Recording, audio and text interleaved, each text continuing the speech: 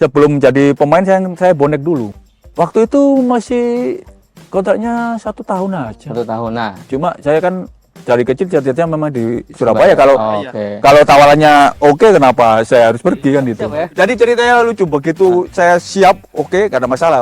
Tapi waktu masuk dari tengah kan Jalan. jalan, Lumayan jauh kan itu. jauh kan, badan saya kayak melayang ya.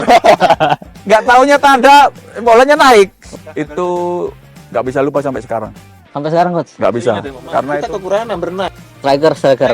Padahal ternyata tuh AM. nggak di striker aja. Nah itu.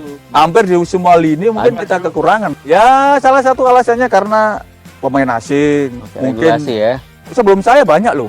Ada Fadri Husaini, ada Ansar Syaril Lubis, Lubis, Firman iya. Utina. Bagus, Pak. Iya. Tanpa pemain asing tuh waktu itu liganya. Tanpa, ya. Nah, tapi jadinya tuh ada anggapan gini coach.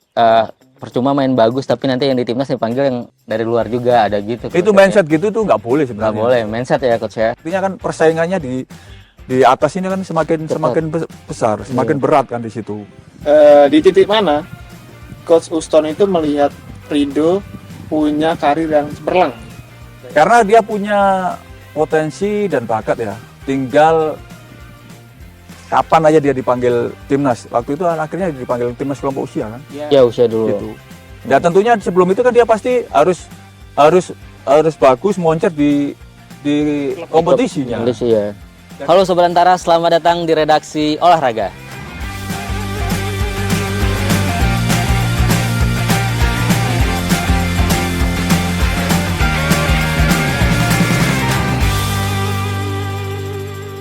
Bertemu lagi bersama saya Prada. Dan saya Eza, dan hari ini kita ada episode spesial karena berada di Stadion Gelora Bung Tomo, Surabaya. Oke, Niza, kalau kita lagi di GBT nih, kita harus bahas Persebaya tentunya. Nah, di Persebaya ini ada nama-nama besar yang datang dan juga pergi. Tapi ada juga yang tetap tinggal dan jadi bagian cerita besar di klub ini. Nah, salah satunya ini yang di tengah-tengah kita nih, living legendnya Persebaya. Langsung aja kita sambut, ini dia, Coach Uston Nawawi. Selamat siang, Coach. Gimana kabarnya, Coach? Baik. Alhamdulillah. Terima kasih nih, Coach, sudah mau ngobrol bareng kita. Oke. Ini spesial banget. Jujur saya ngefans sama Coach dulu. Terima kasih. Ya kan, 2 kali juara di Persebaya. Tapi saya mau mulai dulu sebelum kita bahas peran Coach Uston sekarang di Persebaya. Sebenarnya Coach, gimana awal mula tertarik sama sepak bola itu, Coach? Siapa yang ngenalin pertama gitu? Tentunya yang kenalin ayah saya, bapak saya itu wasit. Oh, Wasit lokal. Jadi ya sering kemana-mana ikut bapak nonton bola. oke. Dan tim favorit saya kebetulan sekali Persebaya juga. Persebaya karena Coach orang Surabaya asli Ya, ya? saya dari Sidoarjo. Oh, Sidoarjo aslinya. Cuma latihan sepak bolanya di Surabaya. Oke. Itu awal mulanya ikut, nah gini Coach, kalau sekarang kan banyak ya akademi-akademi. Nah, kalau zaman itu gimana Coach? Kalau zaman itu belum banyak akademi ya.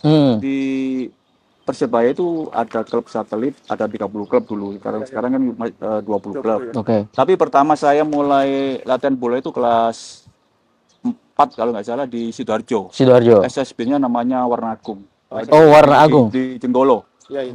Jenggolo nggak kayak sekarang lapangannya. Dulu masih ada banyak pohon, terus banyak di pinggir-pinggir kayak di sawah. Iya. Oh, Sekarang lapangan udah bagus-bagus cukup iya bagus. iya.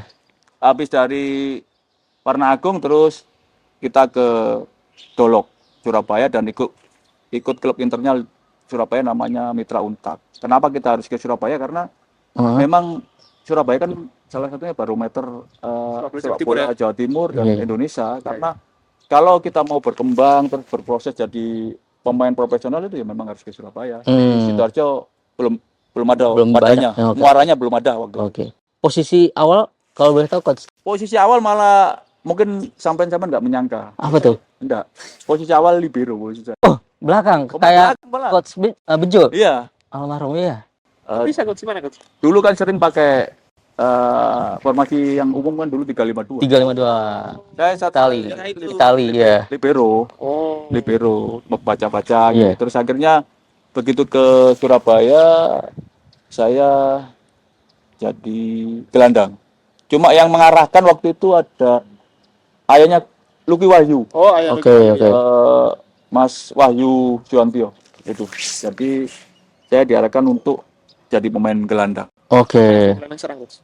Nah, Iya, gelandang serang. oke.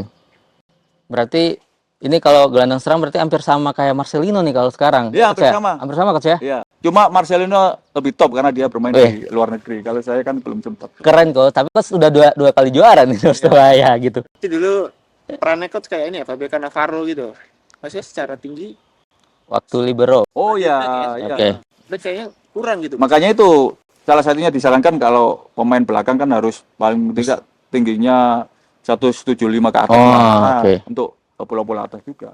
Itu waktu main sebagai gelandang serang untuk pertama kalinya, langsung bagus, coach. Atau enggak? Waktu itu kita di klub dulu ya, di Mitra. klub, terus ada seleksi Persebaya Junior, Mm-mm. saya masuk di situ dan udah main di gelandang. Oh, udah di gelandang ya di Persebayanya. Nah, Coach sebelum ke situ kan ada info saya dapat bahwa Coach ini masuk seleksi Bareti PSSI. Itu tuh kalau sekarang mungkin masyarakat mungkin taunya ada kayak Garuda Select yang ke Inggris. iya, Nah, itu gimana Coach awal mulanya? Itu pertamanya ada tim Popnas, Pekan Olahraga Pelajar Nasional. Oke. Dan ada pemandu bakatnya salah satunya Om Danur. Danur. Oh ya, oke.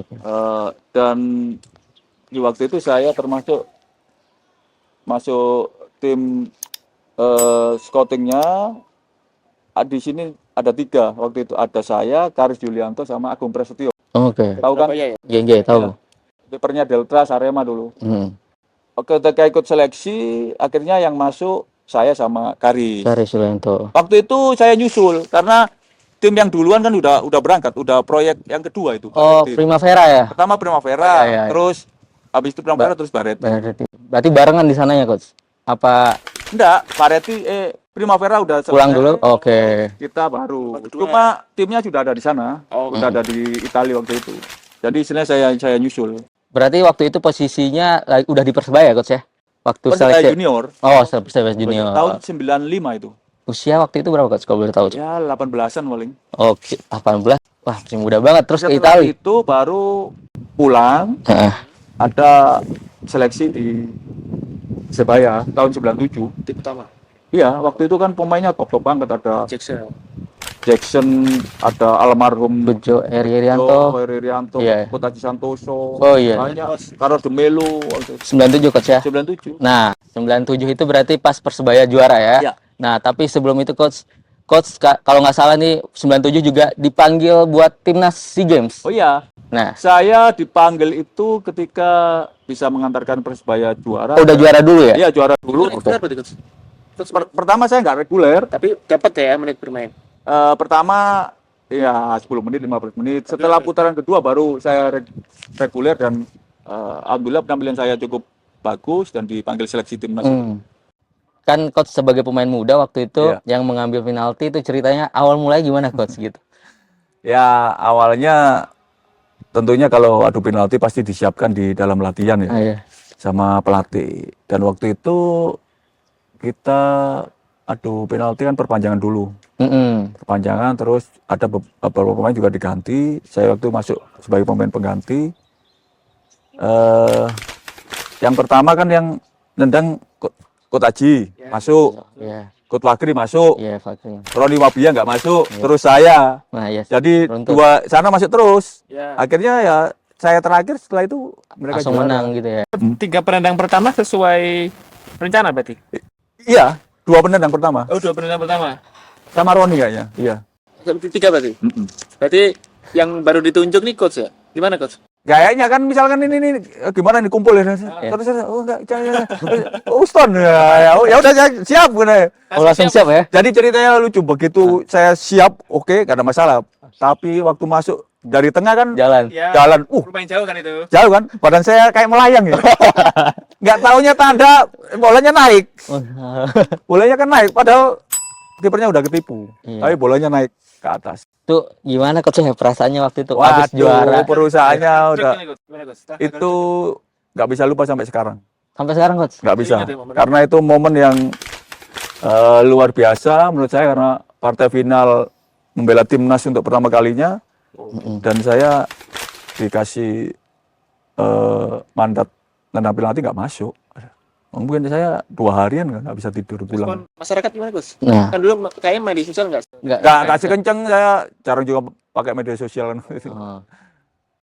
Tapi saat itu kritik ada nggak coach? Misalnya ada yang memprotes, akhirnya mental coach waktu itu gimana tuh biar bisa bangkit lagi gitu? pemain muda. Iya. Tapi saya ya pasti kritik ada, cuman nggak seberapa kayak sekarang mungkin ya. Oke. Karena ya medsos nggak seberapa gencar kalau Waktu di itu ya? tahun-tahun sekarang ya. Berarti Kebanyakan yang mungkin kan di koran aja. Di koran ya. oh, Mm-mm. dulu tuh ada ini.